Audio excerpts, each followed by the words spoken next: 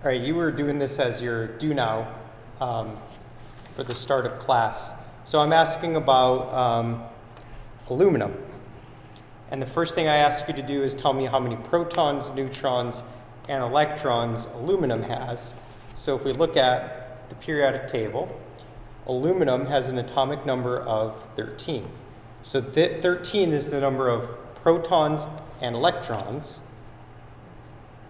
for a neutral aluminum atom. The way we find the number of neutrons is we take the atomic mass and we round this to the nearest whole number. So that means no decimals. And because it's 26.9, we're going to round this to 27. And then we're going to subtract the atomic number. So 27 minus 13 is 14 neutrons. The second thing I do is I ask you to draw the orbital filling diagram for aluminum. Now, we're going to use this chart here to guide us. And what I'm going to do first is draw out the representations for the orbitals through the third energy level. So 1s, that's my first energy level. The second energy level, we have 2s and 2p. So 2s and 2p. And then the third energy level, we have 3s and then 3p. So I'm just going in order of lowest energy to highest energy.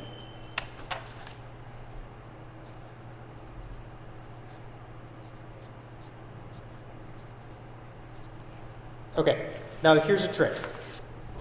I knew I had to go out to the third energy level because aluminum right here is in row number 3. So because it's in row number 3, I know that its highest occupied orbitals are in the third energy level. Now all we have to do is assign all 13 electrons. So each orbital can hold 2. So my 1s gets 2, so 1, 2. My 2s gets 2, 3, 4. The 2p's are all equal energy, so each one needs 1 electron before they get the second. So that's 5, 6, 7, 8, 9, 10. The 3s is lower in energy than 3p, so 3s gets 2, that's 11, 12. And then our 13th gets put in 3p. So that's the orbital filling diagram for aluminum. Now, what I want to tell you about is another notation for the arrangement of electrons, which we're going to call writing out the electron configuration. So in addition to orbital filling diagrams, we can write out the arrangement of electrons by using a notation called electron configuration. This involves writing out the occupied orbitals and how many electrons occupy those orbitals. So basically, we're just going to translate this orbital filling diagram into a different notation. So we're going to write out the name of the occupied orbitals. So here we have 1s. And then we're going to say how many electrons are in that orbital, and we're going to put that as a superscript. So there are 2 electrons in 1s, so we're going to write 1s2. There are 2 electrons in 2s, so we're going to write 2s has 2 electrons. 2p has 2, 4, 6, so 2p, 6. 3s has 2 electrons, 3s, 2. And 3p has 1 electron. 3p1. So again, this tells me the energy level. This tells me the orbital shape. And then the superscript tells me how many electrons.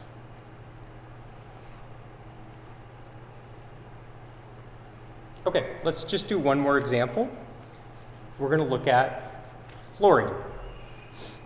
Fluorine is right here. It has 9 electrons, and it's in the second row.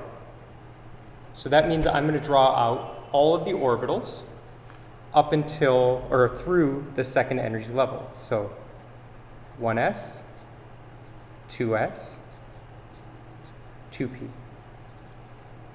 And I have to assign 9 electrons, because that's how many a neutral fluorine has.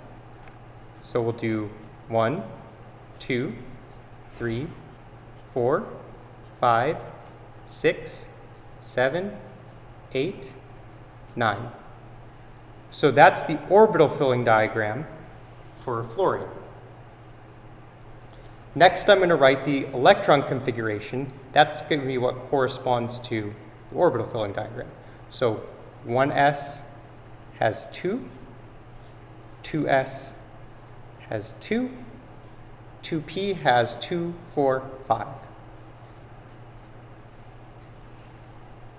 Both notations are used, both notations are useful. Once you get good at it, electron configuration can be really quick, and I'll even show you a little bit later another shorthand way of doing that.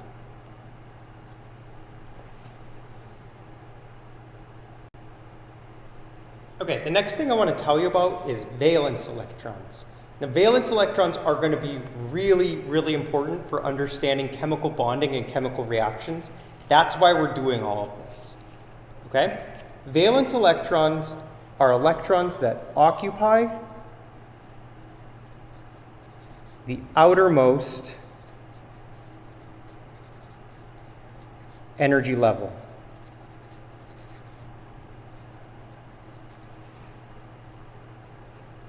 Now, valence electrons are going to include electrons in both the s and p orbitals. So it's not the highest energy orbitals, it's just the highest energy level.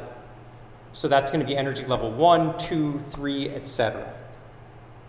Now, valence electrons are important because they are the part of the atom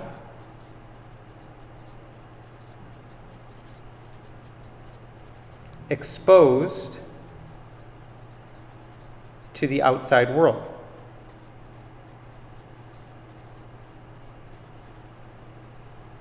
So that means that these are the part of the atom that are going to be touching everything else. So they're actually going to participate in chemical reactions and chemical bonding.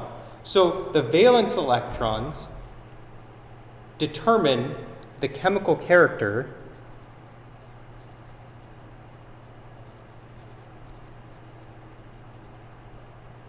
of the element.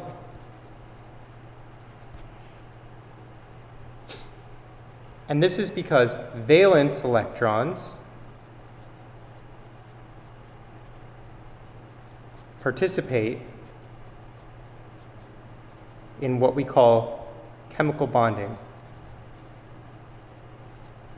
So when atoms link to one another, it's the valence electrons that are actually doing the joining. Now, I was explaining this earlier in the example. You can easily determine the energy level of the valence electrons for any element. The row of the periodic table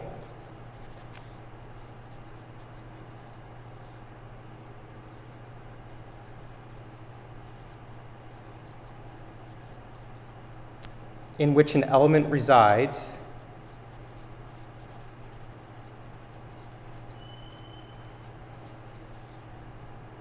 corresponds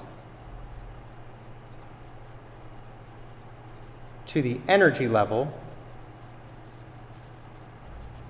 of the valence electrons.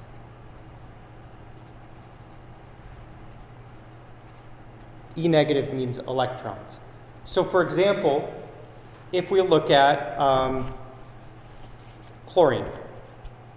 Chlorine is in row 3, so the valence electrons for chlorine are going to be in the third energy level. Same with, if we look at nitrogen, nitrogen is in row 2, so the valence electrons for nitrogen are going to be in the second energy level. Now, the number of valence electrons for each element is also really easy to determine using the periodic table. The number of valence electrons corresponds to the column in which that element resides. So, for example, everything in this column here has one valence electron. Everything in the next column here has two. Now, this is called the D block here, and we're not going to concern ourselves with the D block. That's for a college course. But if we skip over and consider this is the third column, ignoring the D block, all of these have 3 valence electrons, and 4 and 5 and so on until we get to 8. So if I asked you, for example, how many valence electrons does boron have? All you have to do is start and count over. 1, 2, 3 valence electrons. If you draw out the orbital filling diagram, you would see that. You can look at aluminum. Aluminum has 1, 2, 3 valence electrons. If we look at our orbital filling diagram that we did earlier, our highest energy level is energy level 3. And how many electrons does that energy level have? 3 electrons, just like you would see on the periodic table.